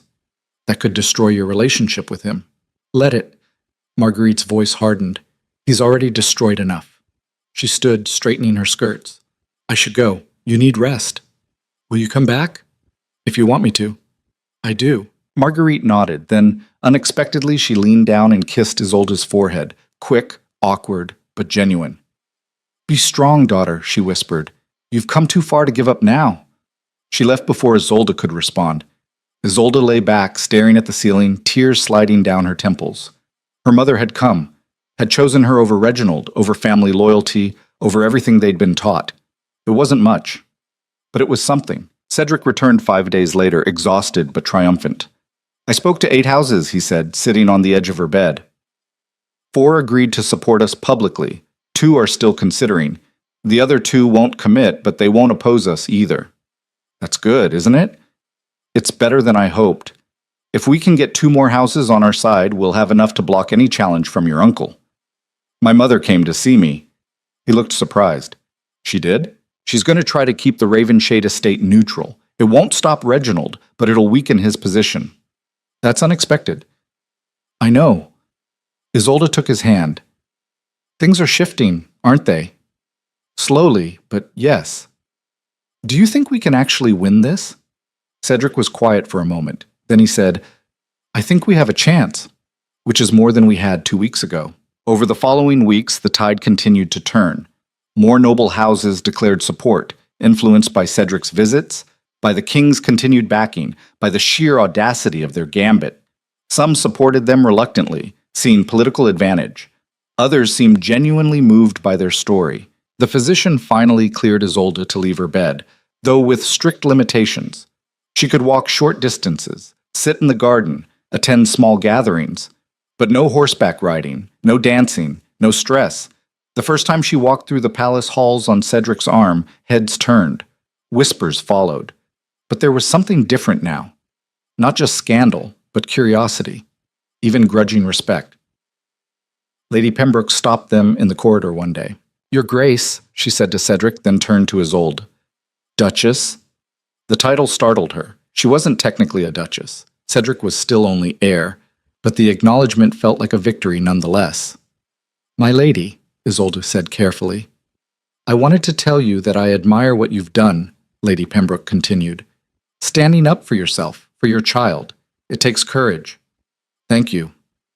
Many of us are watching and hoping you succeed. She walked away, leaving Isolde stunned. See? Cedric said quietly. The narrative is changing. Because we forced it to. Exactly. The baby grew stronger. Isolde's belly swelled until there was no hiding it. She stopped trying. Let people stare. Let them judge. She was alive. Her child was alive. And she was married to a man who'd risked everything to stand beside her. 1 month after the wedding, the king summoned them again. They entered the throne room to find it packed. Every council member present, dozens of noble representatives, even some foreign ambassadors. Reginald stood near the front, face tight with barely suppressed rage. Edmund waited until everyone quieted. Lord Ravenshade has petitioned this court to review the marriage of Duke Valamont and Duchess Isolde, he announced. He claims irregularities in the approval process. Isolde's heart sank. Here it was, the final challenge. Reginald stepped forward. Your Majesty, I maintain that my niece was coerced. You've made that claim repeatedly, Edmund interrupted, and yet you've provided no evidence. The evidence is clear. She ran away with a Valamont. She became pregnant out of wedlock. These are not the actions of a woman acting freely. Or they're the actions of a woman making difficult choices in impossible circumstances. Your Majesty, I beg you to reconsider. No. The single word echoed through the hall. Reginald froze. I have considered your petition, Edmund said, and I find it without merit. The marriage stands. The child will be recognized as legitimate, and I expect both houses, Valamont and Ravenshade, to honor the peace they've sworn. But, Your Majesty, this matter is closed, Lord Ravenshade. If you challenge it again, I will consider it an act of defiance against the crown. Reginald's face went white. He opened his mouth, closed it, then bowed stiffly. As you command, Your Majesty. He turned and left the hall, several nobles following. But more stayed. And when Edmund dismissed the assembly, several approached Cedric and Isolde to offer congratulations. Walking back to their chambers, Isolde felt something unfamiliar rising in her chest. It took her a moment to recognize it. Hope. We actually did it, she said. Cedric smiled, a real smile, unguarded and genuine. We actually did. That night they sat together in their rooms, watching the sunset through the windows. Isolde's hand rested on her belly, feeling the baby's steady movements. What do you think happens now? She asked. Now we live, Cedric said simply. We raise our child. We work on peace between our houses. We build something new. It won't be easy. Nothing worth doing ever is. She leaned against him, letting herself relax for the first time in months. I never thanked you. For what? For not giving up, even when I wanted to. You never gave up either. I came close. But you didn't. That's what matters. They sat in comfortable silence as darkness fell. Two people who'd fought the world and somehow won. The peace didn't last. 3 weeks after the king's final declaration, Isolde woke to the sound of shouting in the courtyard below. She pushed herself up carefully, 8 months pregnant now, her belly so large she could barely see her own feet, and shuffled to the window. Cedric was already there, jaw tight, watching the commotion. What's happening? She asked. Your uncle's men. They're blocking the south gate. Why? I don't know yet. A knock at the door. Marcus entered without waiting for permission, face flushed from running. You need to come downstairs, he said. Now. What's going on? Cedric demanded. Reginald is demanding an audience with the king. He's brought 50 armed men and he's refusing to leave until Edmund hears him out. Isolde's stomach dropped. He's going to challenge the marriage again. Probably, but there's something else. Marcus hesitated. He's claiming the child isn't yours. Cedric went very still. What did you say? He's telling anyone who'll listen that Isolde was already pregnant when you took her, that you're claiming another man's bastard as your own. The accusation hit like a physical blow. Isolde gripped the windowsill, legs suddenly unsteady. That's a lie, she said. I know it's a lie, Marcus replied, but he's convincing people, especially those who already wanted to doubt you. Cedric's hands clenched into fists. I'm going down there. Wait, Isolde caught his arm. If you confront him now, you'll just make it worse. He wants you angry, wants you to lose control. Then what do you suggest? She took a breath, thinking fast. Her uncle was desperate. This wasn't just about pride anymore. It was about survival. If the marriage stood, if peace between the houses became permanent, Reginald lost everything. His power, his control, his entire identity. He was cornered, which made him dangerous. We face him together, she said. Publicly, in front of the king and the entire court. You shouldn't be walking around in your condition. I'm pregnant, not dying, and this is my fight as much as yours. Cedric studied her face. Then he nodded. All right, together. They dressed quickly. Isolde chose a deep blue gown that accommodated her belly, simple but dignified. No jewelry except her wedding ring. She wanted to look like herself, not some decorated doll. Walking through the palace halls felt like wading through water. Every step took effort. The baby was heavy, pressing down on her hips, making her back ache. But she kept moving. The throne room was packed. Every noble who'd been in the city had shown up, drawn by the spectacle. Isolde felt their eyes on her, judging, calculating, waiting to see what would happen. Reginald stood at the center of it all, surrounded by his men. He looked worse than the last time she'd seen him. Gaunt, almost skeletal, eyes burning with something that looked like fever. When he saw her, his face twisted with contempt. There she is, he announced loudly. The girl who's destroyed 2 noble houses with her lies. Isolde didn't flinch. Hello, uncle. Don't call me that. You're no family of mine. Then why are you here? To expose the truth. To show this court what you really are. King Edmund sat on his throne, expression carefully neutral. Lord Ravenshade, I've already told you, with respect, Your Majesty, you were misled.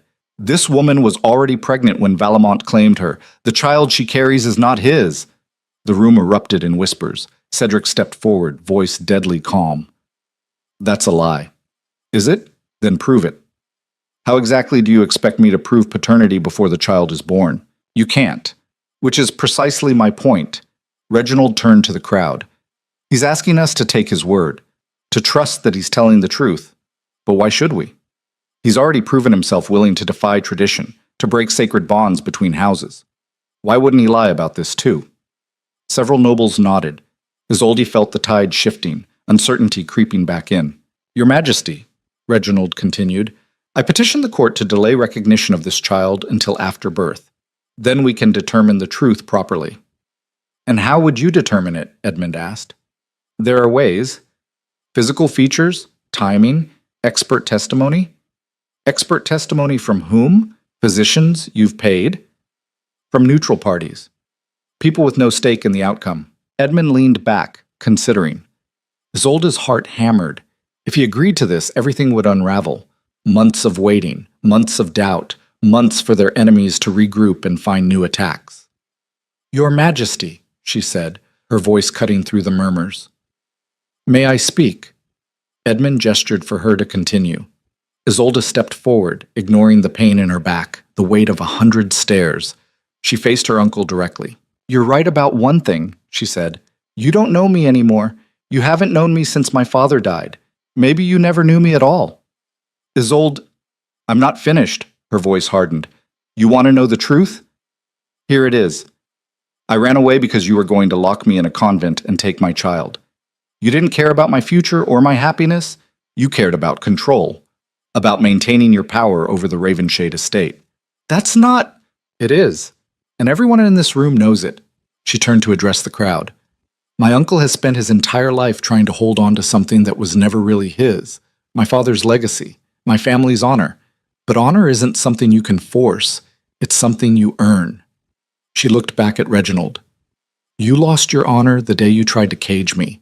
And now you're trying to drag me down because you can't stand to see me free. The room was silent. Reginald's face had gone purple with rage. The child is mine, Cedric said quietly. And I'll swear to that on anything you choose. My title, my house, my life. Words are meaningless, Reginald spat. Then what would convince you? What proof could possibly satisfy you? None, because there is no proof. You're lying. No, said a new voice. He's not. Everyone turned. Lady Marguerite stood at the back of the room, still in traveling clothes, dust on her hem. She walked forward slowly, each step deliberate. Reginald's eyes widened. Marguerite, what are you doing? What I should have done months ago. She stopped beside Isolde. The child is Valamont's. I know because my daughter told me. 3 months ago, when she first realized she was pregnant, she was terrified, ashamed, but she told me the truth. You're lying to protect her. I have no reason to lie. I gain nothing from this marriage. If anything, I lose influence in the Ravenshade household. Marguerite's voice was steady, unyielding. But I'm done letting you destroy my daughter because you can't control her. She's a disgrace. She's braver than you'll ever be. The words landed like hammer blows. Reginald staggered back, speechless. Edmund stood. I've heard enough. Lord Ravenshade, your petition is denied. The marriage stands. The child will be recognized as legitimate. And if you challenge this decision again, I will strip you of your estates and title. Do you understand? Reginald opened his mouth, closed it. His hands shook. For a moment, Isolde thought he might collapse. Then he turned and walked out, his men following in confused silence. The room exhaled collectively. Nobles began talking in low voices, processing what they'd just witnessed. Cedric took Isolde's hand. Are you all right? She nodded, though her legs felt like water. I think so. Marguerite touched her shoulder gently. You need to sit down. I'm fine. You're not. Come on. They led her to a side chamber where she could rest. The moment the door closed, Isolde's composure shattered. She sank into a chair, shaking. I thought he'd never give up, she whispered. He hasn't, Marguerite said quietly. Not really, but he's lost, and he knows it. What will he do now? Probably retreat to his estates, lick his wounds, maybe try to salvage what influence he has left. Her mother's expression softened. But he can't touch you anymore. None of them can. Isolde looked at her mother, really looked at her. Thank you for standing with me. I should have done it sooner. You did it when it mattered. Marguerite's eyes glistened, but she blinked the tears away. I should go. You need rest. Will you stay in the capital? For a while. Until the baby comes, at least. I'd like that. After her mother left, Isolde leaned back in the chair, exhausted but strangely at peace. Cedric knelt beside her. That was incredible, he said. What was? What you said to your uncle. You didn't back down. Didn't apologize. You claimed your truth. I learned from you. No, you already had it in you. You just needed permission to use it. Isolde smiled tiredly. We make a good team. The best. 2 weeks later, the baby came. It started at dawn, a dull ache in Isolde's back that grew steadily worse. By midday, the contractions were unmistakable. By evening, she was in agony. The physician arrived with 2 assistants, shooing everyone out except Cedric. He refused to leave, gripping Isolde's hand through each wave of pain. You don't have to stay, she gasped between contractions. Yes, I do. It's going to get worse. I don't care. The labor lasted 18 hours. Long, brutal hours of pain that came in relentless waves. Isolde screamed until her throat was raw. The physician barked orders, her assistants rushing to follow. Finally, as the sun rose again, the baby came. A girl. Small but healthy, with dark hair and lungs that worked perfectly if her wailing was any indication. The physician cleaned her quickly, wrapped her in a blanket, and placed her in Isolde's arms. Isolde stared down at her daughter, this tiny, perfect person she'd carried for 9 months, fought for, nearly died for, and felt something crack open in her chest. Not pain. Something bigger. Overwhelming. Love. Pure and terrifying. She's beautiful, Cedric breathed, touching the baby's tiny hand with one finger. She's ours, Isolde whispered. The physician cleared her throat. What will you name her? They discussed names during the pregnancy but never settled on one. Now, looking at her daughter's face, Isolde knew. Elena, she said. After my grandmother, Cedric smiled. Elena Valamont.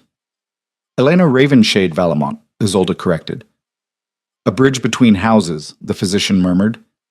Fitting. Over the next few days, visitors arrived bearing gifts and congratulations. Noble families who'd initially opposed the marriage now sent elaborate presents. Silver rattles, embroidered blankets, promises of future alliances. Marcus came with a wooden horse he'd carved himself. For when she's older, he said gruffly. Lady Marguerite stayed for 3 weeks, helping with the baby, teaching Isolde things her own mother had taught her. It was strange rebuilding a relationship that had been broken for so long. But they tried. Cedric's father didn't visit, but he sent a letter, brief, formal, acknowledging the birth of his granddaughter. It wasn't forgiveness, but it wasn't total rejection either, small steps. 1 month after Elena's birth, the king summoned them again. Isolde's heart sank when the messenger arrived. She'd hoped they were done with court politics. What now? She asked Cedric. Only one way to find out. They brought Elena with them, wrapped in a soft blue blanket. The baby slept peacefully, unaware of the tension in her parents. The throne room was surprisingly empty. Just the king, a few advisors, and a handful of guards. No crowd, no spectacle. Edmund smiled when he saw the baby. May I? Isolde hesitated, then handed Elena over. The king held her carefully, expression softening. She looks like her mother, he observed.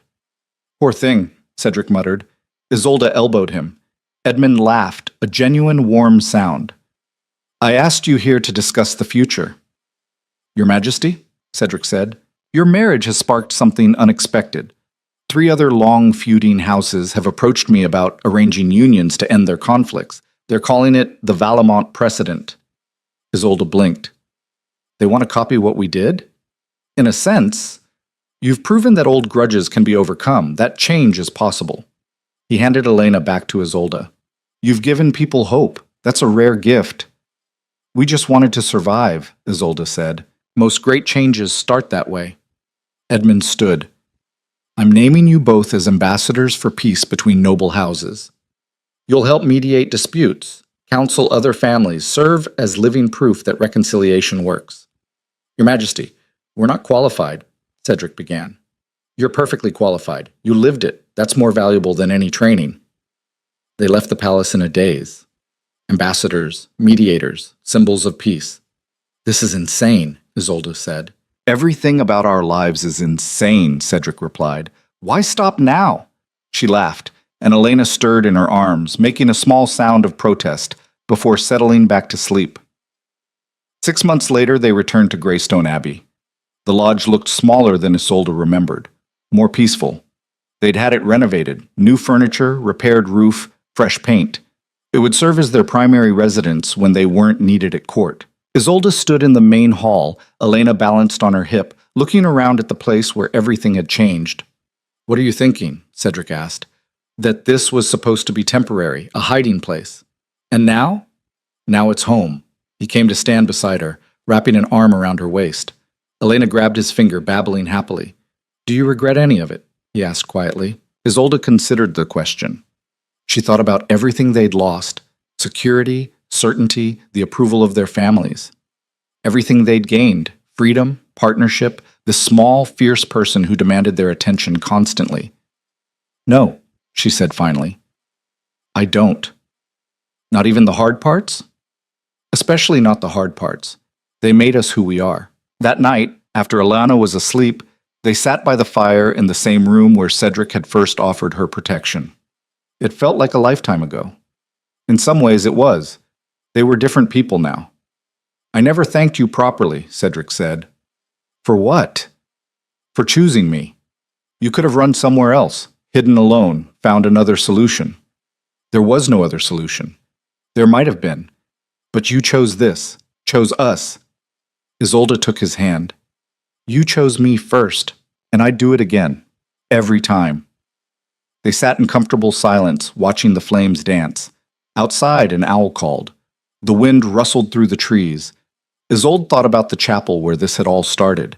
The storm, the fear, the desperate need to hide from a world that would destroy her.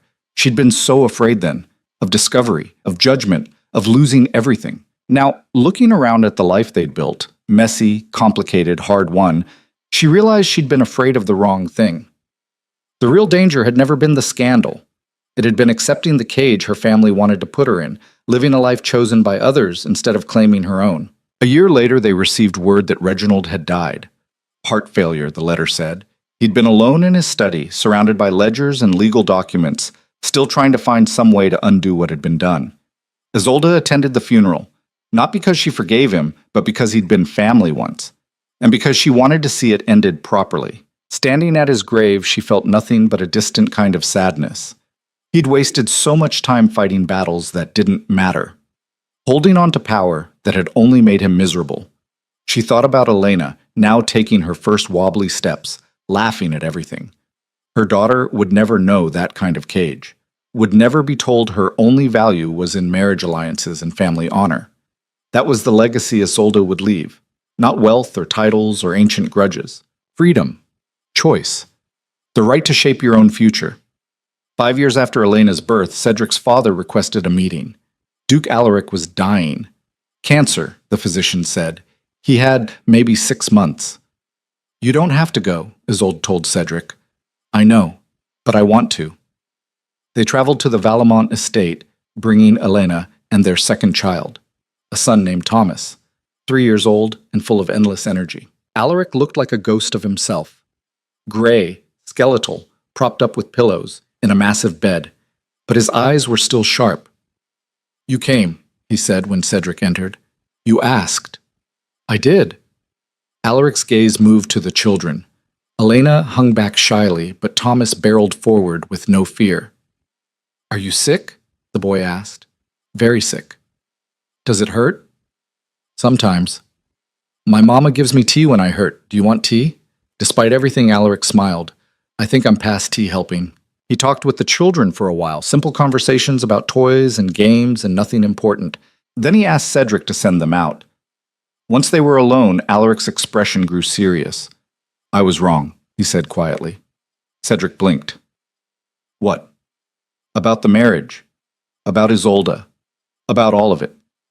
I was wrong. Father, let me finish. I've spent my entire life building power.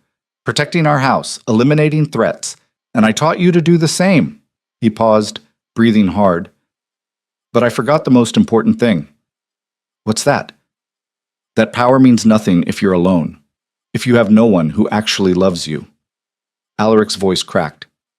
I'm dying surrounded by servants and advisors, people who respect my title. But I have no family, not really. I drove everyone away. You have Marcus. Marcus fears me. He doesn't love me. There's a difference. He reached out a trembling hand.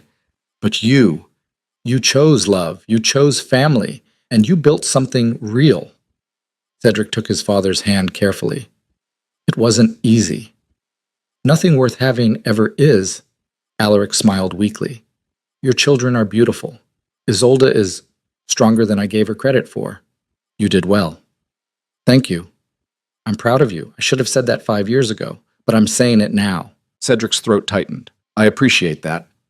Will you bring the children back tomorrow? I'd like to tell them stories about their grandfather when he was young, before he became this. I will. Alaric died 2 months later with Cedric and Marcus at his bedside. In his will, he left the duchy to Cedric and wrote a formal letter apologizing to Isolde for his treatment of her. It was a small thing, but it mattered. 10 years after their marriage, the king held a celebration honoring houses that had achieved peace through union. 7 families now, including Valamont and Ravenshade, had followed their example. Cedric and Isolde stood on the palace balcony, watching the festivities below. Elena was 12 now, confident and sharp-tongued. Thomas was 10, gentle and thoughtful. They had a third child, too, another daughter, 5-year-old Catherine, who was currently trying to steal pastries from the dessert table. Can you believe we started this? Isolde asked. Honestly, no. Do you think it'll last? The peace? Some of it will, some won't. But at least we proved it's possible. Isolde leaned against him, watching their children play. What do you think we'll be remembered for? Cedric considered. Scandal, probably. The Duke and the disgraced girl who broke all the rules. I can live with that. Can you? Better than being remembered as the girl who did what she was told and disappeared. He kissed the top of her head. You could never disappear. You're too stubborn. I learned from the best. Below, the sun set over the capital, painting the sky in shades of gold and crimson. Somewhere in the crowd, someone started playing music. People began to dance. Isolde thought about the girl she'd been, terrified, pregnant, convinced her life was over. That girl had been right about one thing. Her old life had ended, but a new one had begun. Messier, harder, fuller. She wouldn't trade it for anything. Come on, Cedric said, offering his hand. Dance with me. Here, in front of everyone? Why not? We've already given them plenty to talk about. Isolde laughed and took his hand. They danced on the balcony as the celebration continued below. 2 people who'd fought the world and somehow won. Not because they were perfect, not because they had all the answers, but because they'd refused to give up on each other, on their family, on the possibility that things could be different. And in the end, that had been enough.